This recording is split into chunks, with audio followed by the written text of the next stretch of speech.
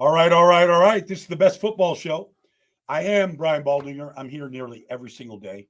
You can see behind me is the schedule for weeks 5 and 6 and what just happened. On the third floor of NFL Films, I get a chance to watch all the games, studying them all from week 4, starting to look ahead to week 5. We want to get into it, but in the meantime, you can get this show every day on your free Odyssey app. You can download it, like it, subscribe to wherever you get your apps from your podcast from. This one is here every day. I am Brian Baldinger. I am at Baldy NFL on all the social media platforms, whether it's TikTok, Instagram, Threads, Twitter, you name it, YouTube. I'm out there. So let's get to it. Because this weekend, I'm pretty excited. I know record-wise it doesn't look exciting, but I'm going to be in Cincinnati. I'm going to be in the jungle this weekend, Baltimore and Cincinnati. And you look at Joe Burrow right now, these last 2 games, and he is lighting it up. And really, they've got everything going for him now, okay? So they've got T. Higgins back in the lineup.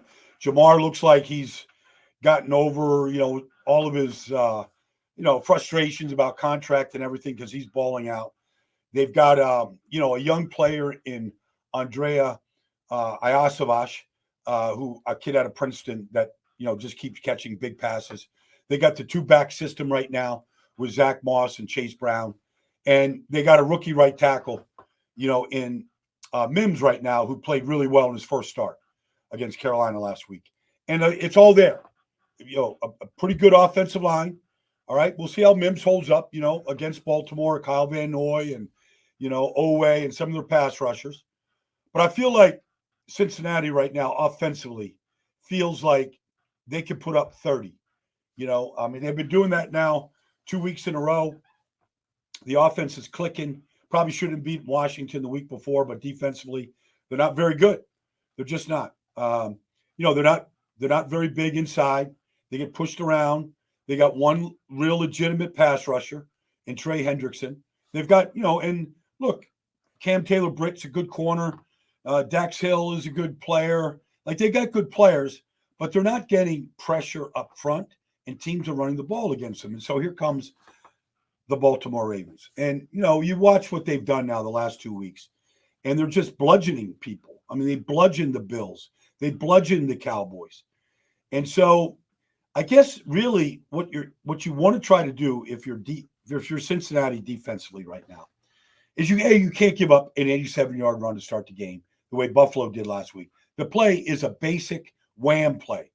Ed Oliver, the defense tackle, gets whammed, all right, by Patrick Ricard. And there goes Derrick Henry, picks up 2 blocks down the field, and he goes 87 yards. You can't give Derrick Henry 87-yard touchdown runs this week. Like, you can't give him a runway. The guy he ran away from the entire Buffalo Bills defense, and so he's had 155 and 199 yards rushing. And basically, the Ravens have run for 550 yards the last 2 weeks. Like, you're not going to win the game if you do that. I don't care what Joe Burrow does. So what you got to try to do is you got to do your best to make Lamar beat you in the passing game, which is hard. Like, he's still playing great quarterback. And some of his runs are drop back passes and he just scrambles. I got it. But you can't give him the big runs that Derrick Henry has gotten against Dallas and against Buffalo. And so how you do that is you got to play really sound, fundamental run gap defense. Your run fits have to be good. There are 2 linebackers, okay? Jermaine Pratt and Logan Wilson have been playing side by side with each other. And along with Mike Hilton now, the nickelback, they've been playing side by side for 4 years together, maybe even 5 years. Like, they know what a run fit's supposed to look like. They're not very good up front at defensive tackle. They're just not. They're young. They're a little undersized. They get pushed around. Carolina did it to them last week. But you can, if you put your hat in a gap and you say, you can't let Derrick Henry get a runway, he's going to defensive backs aren't going to want to tackle. So you have to, you at least got to make them bleed a little bit. You just can't give them, the big runs and 250, 270 yards rushing. If you can make them bleed it a little bit, make them work for it, you could keep the score down, take some time off the clock, and then Joe Burrow's just got to be extremely efficient. The Bengals have been in this situation before. They've gotten off to bad starts before. They got a home game. They're 0-2 at home. It's time for this team to show up at home. And I think what they have to do is, if they win the toss, put the offense out there. Like, put it in Joe Burrow's hands. Honestly, right now, he's got everything he needs. He's got a decent offensive line, a running game, really good receivers that he trusts. And honestly, Joe Burrow's not missing many right now. So I feel like this game has a chance to be a real shootout. All right, that's Joe Burrow and the Bengals. They get the win. Okay, 1-3. It's not pretty, but a win against Baltimore, they're right back in the race. So this is, to me, that's their season. You lose to Baltimore and you let them win 3 in a row. You go to 1-4. Like, this thing all shakes out really early. Okay, now let's go to Philly. Philly's got a bye week. I live outside of Philadelphia. I'm doing their game next week against Cleveland. The players have all, dispersed. They've left town, but there's a lot of what, coaches call rat poison out there right now. And it's spread all over the place. The defense outside of, a game against New Orleans has been terrible. So Vic Fangio, we'll get to him. But offensively, look, they played last week without A.J. Brown, Devontae Smith, all right, Britton Covey. Those are their top 3 receivers. They played without him against a good Tampa team. Like, they didn't handle the pressure well from Todd Bowles, but things get a little easier if you've got 3 receivers that you really trust out there to throw the ball to. And they're going to get Lane Johnson back at right tackle. They played without him last week. I think the offense in Philadelphia is still going to be good. But defensively, they have real issues. So here you go. They spent $51 million to sign Bryce Huff to come and replace Hassan Reddick. And Vic Fangio has coached Hall of Fame outside linebackers his whole career. When he was coaching the Dome Patrol in New Orleans for Jim Mora, I mean, he had Ricky Jackson, Pat Swilling. He was coaching Hall of Fame players. When he was in Denver, he had Von Miller. When he was in Chicago, he had Khalil Mack. When he was in San Francisco, he had Justin Smith. He's coached great players. So here comes Bryce Huff, who gets 10 sacks in New York last year. He's going to be the replacement for Hassan Reddick. But Bryce Huff is a pass rush specialist. He needs to put he needs to put his hands in the dirt. He needs to get into a sprinter stance, and he needs to just go get the quarterback. You can't stand him up in a 2-point stance like it's TJ Watt or Khalil Mack and think he's going to be a good player. He's got no stats in 4 games, basically. He hasn't come close to a quarterback. He was getting beat and blocked by Justin School last week, who's a backup tackle. So they got to figure out, what they want to do with Bryce Huff. If you put him in a pass rush specialist mode, he can get pressures because he's got an elite takeoff. But Usain Bolt isn't setting a world record in the 100-meter dash in a 2-point stance. He's getting in the blocks in a 4-point stance. And the same thing you have to do with Bryce Huff. So they got to figure that out. Look, I'm not here to bash Jordan Davis because there's only a couple of those guys in this league that are 6'6", 350, 360, 370 pounds. Devondre Sweat, with the Titans is. Vita Vea is. There's only a couple of them. But Jordan Davis right now doesn't know how to play. He's only playing roughly 50% of the snaps so that he can be fresh. But he doesn't pursue. He doesn't get off blocks. He doesn't affect the passing game. And he was the 13th pick in the draft. And he's part of the rotation. Jalen Carter can be a dominant player when he wants to be, but he isn't always. They have problems with their defensive line right now. Real problems. Whether it's the rotation, whether it's the consistent rush. Last week, Baker Mayfield, you give Baker time. I don't care how good Slay covers Trey Palmer. Like, Baker can put the ball right through the eye of a needle. He did last week. And so, look, the rookie right corner is a really nice player, does a lot of good things. When you watch him play right now, he can break on the ball. Quinyon Mitchell, he can break on the ball. He's the first corner taken. His breaks on the ball are really good. His coverage deep down the field in big pass plays has been very good. Going back to week 1, it's been good. But he's he's still a rookie out there. So tackling has been an issue for this Eagles team. Zach Bond is a hell of a player. But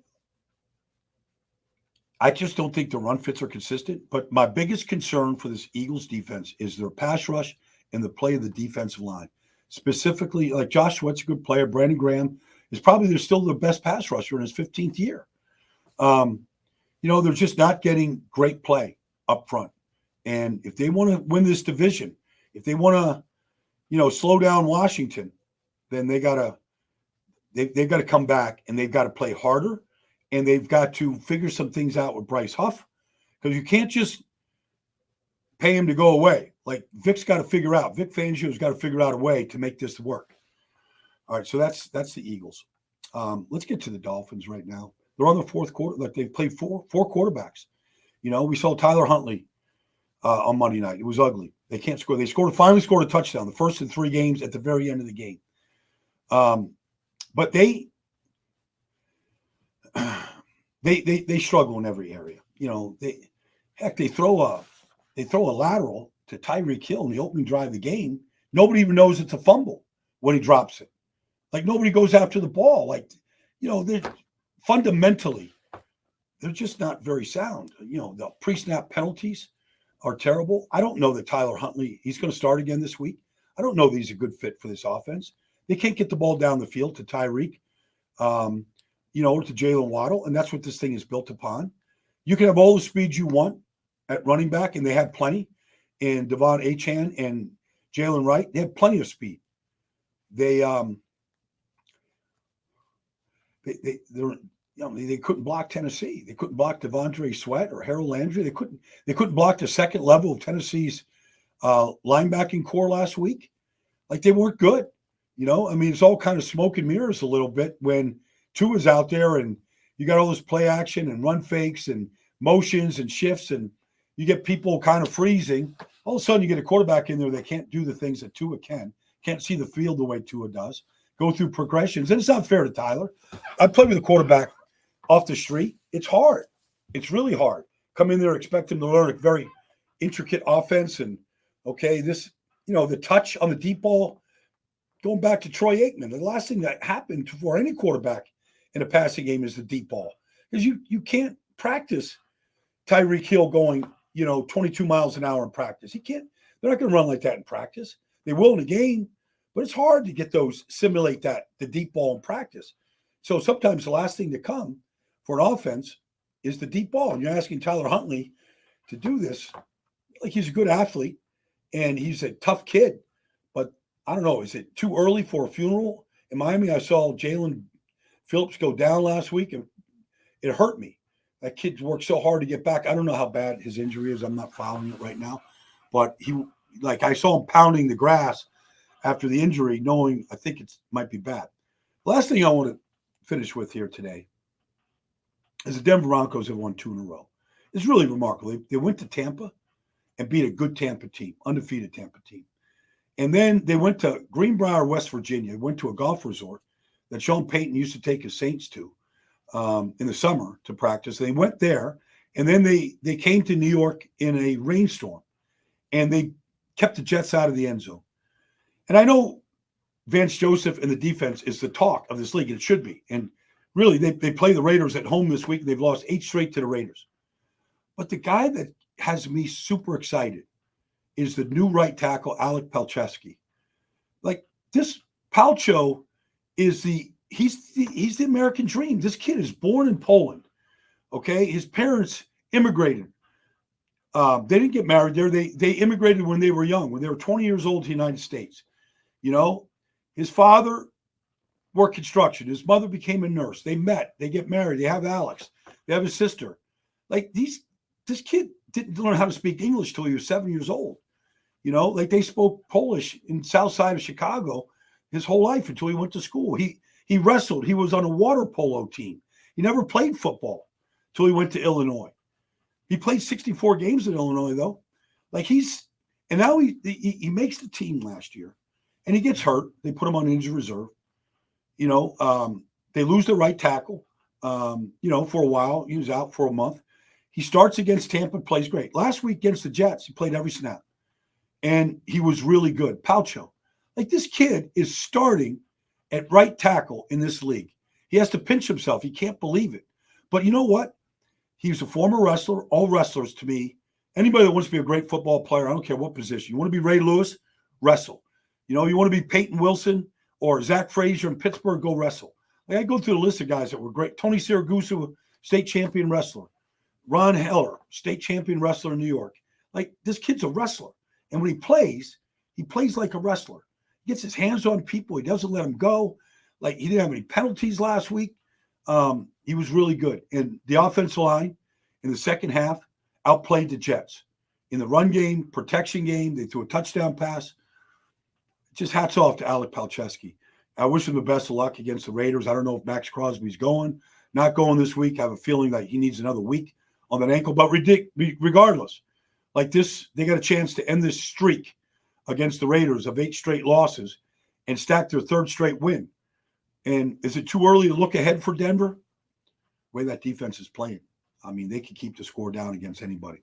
All right, that'll do it for this edition of the Best Football Show. I look forward to talking to you tomorrow as we really get into Thursday Night Football in Week 5, only on the Best Football Show.